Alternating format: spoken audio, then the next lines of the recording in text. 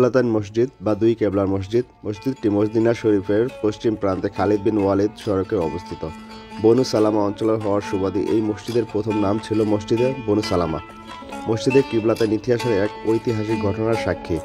এই মসজিদে নামাজ আদায়ের সময় কিবলা বদলের আদেশ দেওয়া হয়।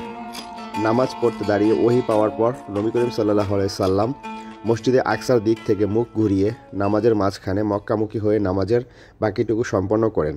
এজন্য এই মসজিদের নাম কিবলাতাইন বা দুই কেবলার মসজিদ। বর্তমানে মসজিদের ভেতরে মূল অংশ অক্ষত রেখে চারিদিকে দালান করে মসজিদটি বানানো হয়েছে। স্মৃতিস্বরূপ বাইতুল মুকাদ্দাসের দিকে কিবলার জায়গাটি দোতলা বরাবর রেখে দেওয়া হয়েছে।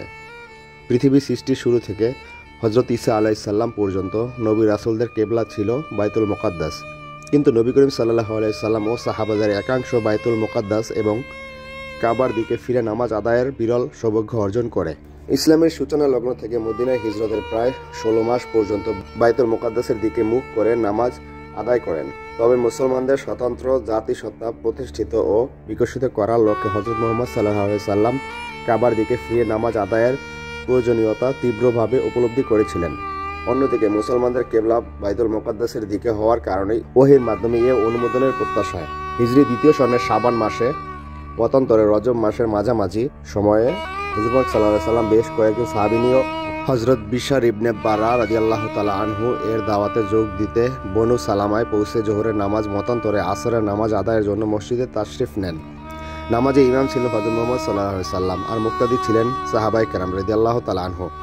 দ্বিতীয় ও তৃতীয় রাকাতে মাঝামাঝি সময়ে নবী করিম সাল্লাল্লাহু আলাইহি সাল্লামের আন্তরিক ইচ্ছা বাস্তবায়নে হযরত জিবরাইল আলাইহিস সালাম ওহী নিয়ে অবতীর্ণ হন।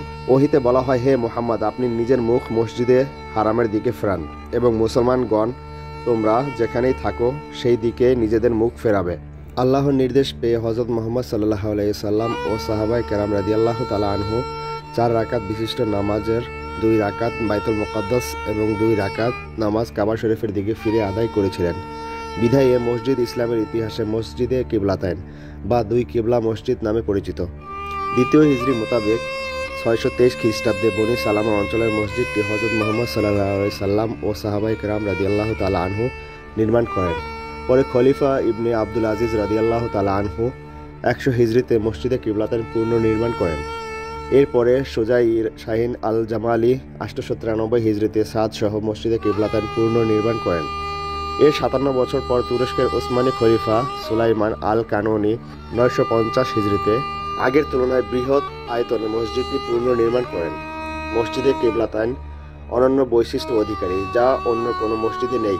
নবী করিম সাল্লাল্লাহু আলাইহি সাল্লামের যুগ থেকে দীর্ঘকাল পর্যন্ত এই মসজিদে 2টি মেহরাব তথা ইমামের দাঁড়ানোর স্থান ছিল, যার একটি বাইতুল মুকাদ্দাস মুখী, অন্যটি কাবাঘর মুখী।